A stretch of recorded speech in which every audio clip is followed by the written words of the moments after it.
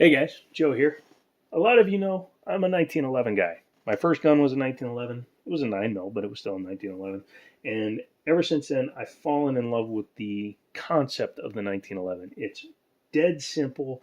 It works. John Moses Browning had a big hand in designing the 1911. His tilting, locking action, all that stuff was basically him doing a lot of the work, and then it got refined by Colt and the U.S. government.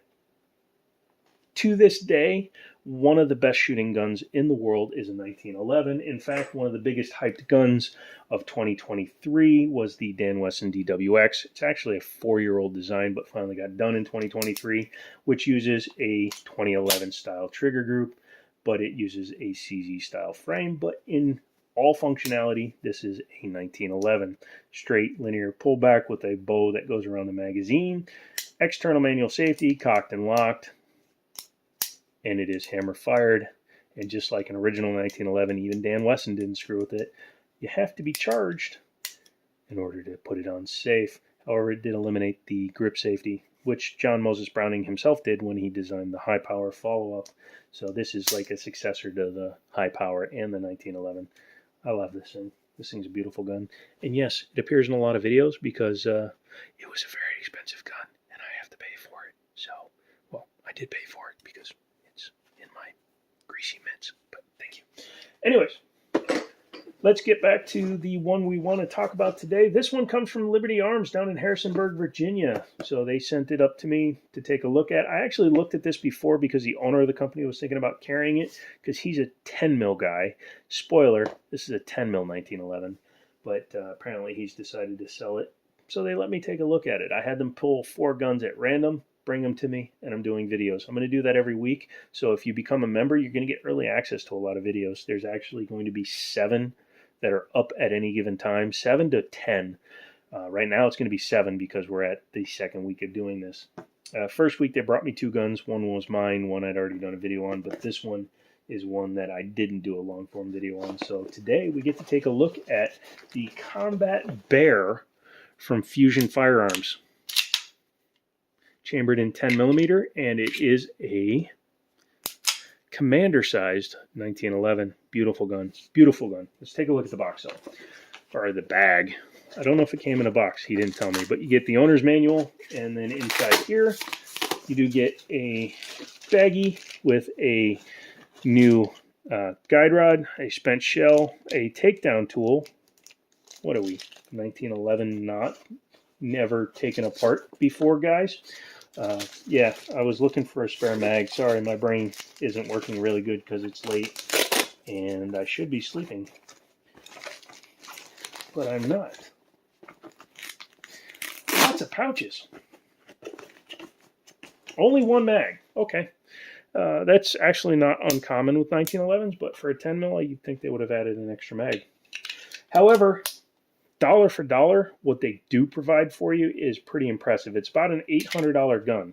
And for $800, you're getting front strap checkering, rear strap checkering, extended beaver tail, skeletonized hammer, skeletonized hammer, has the long travel trigger in it, which I'm fine with, extended safety, standard slide lock, really nice laser engraving on it, Novak rear sight.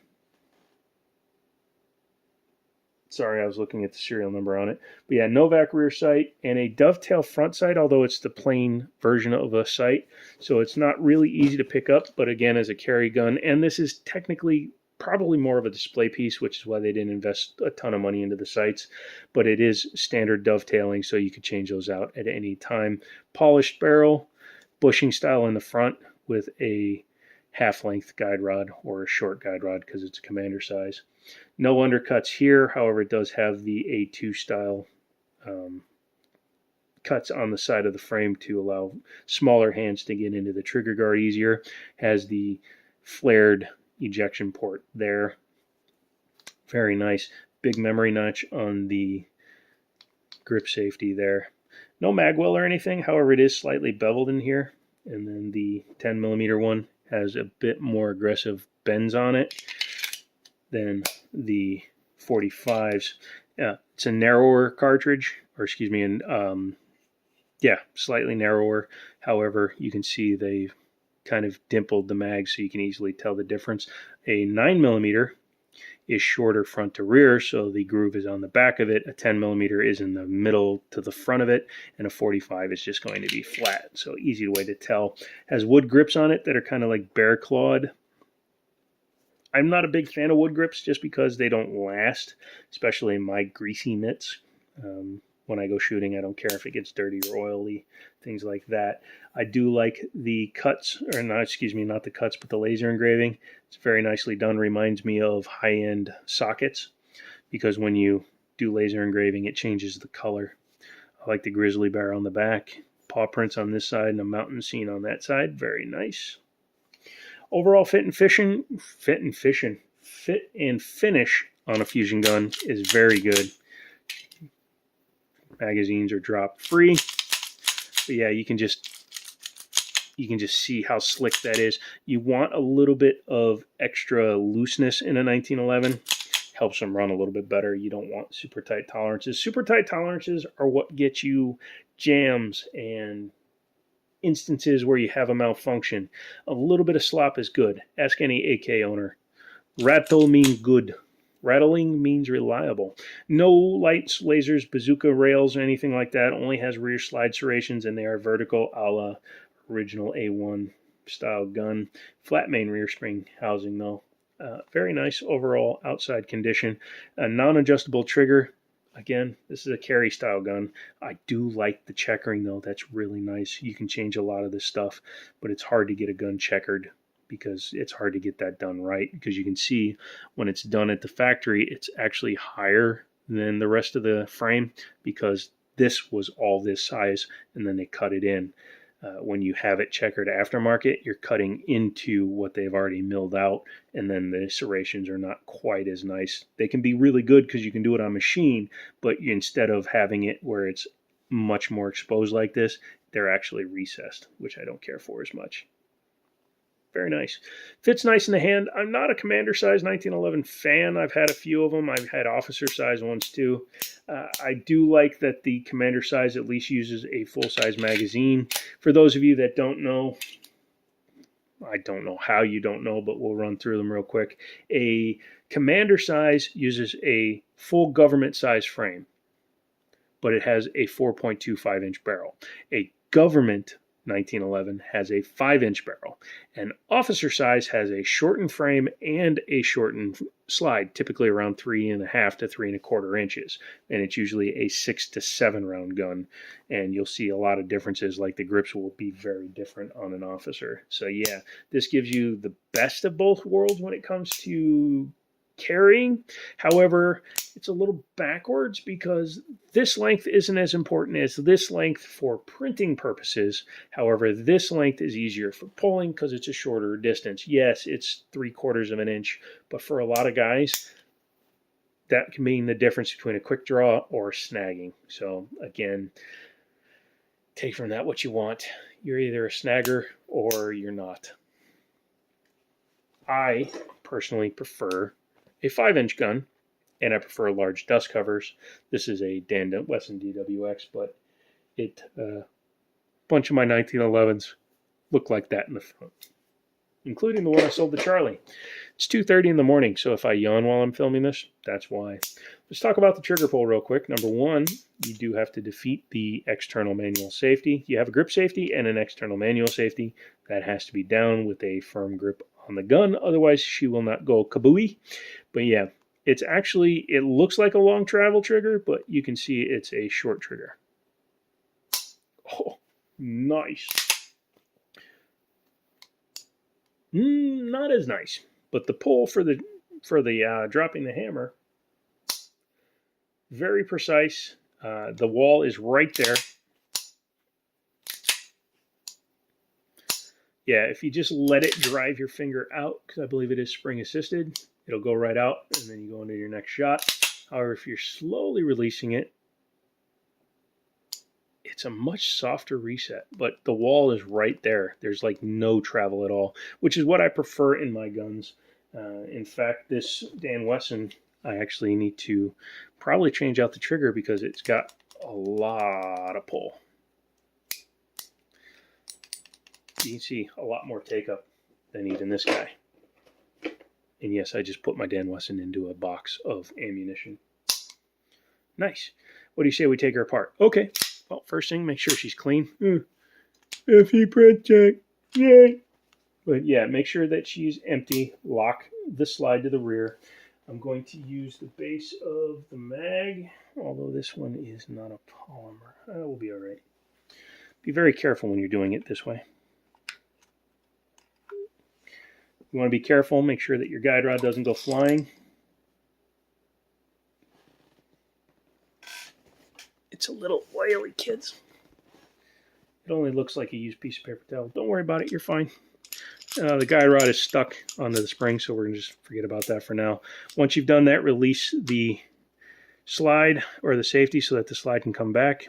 Then you're going to bring it back to the secondary notch here. You're going to push out the slide lock slide release. I don't have nails, so it's not as easy for me, so I'm going to use the tip of a round. Brass doesn't mark like steel does, so pull that out, set that aside. This thing has been lubed to all get out. I'm not sure if Fusion did that or if this gun has been fired. It's possible that it has been fired. These half-length guide rods come out the back, not the front. Then you can take your bushing out, set that aside. Normally I have a mat that I set all this stuff down, but I didn't think to grab it. Make sure that your swinging link goes into the up position so that it's against the barrel, and then that'll come out. So that is your Field Strip 1911 NAMI.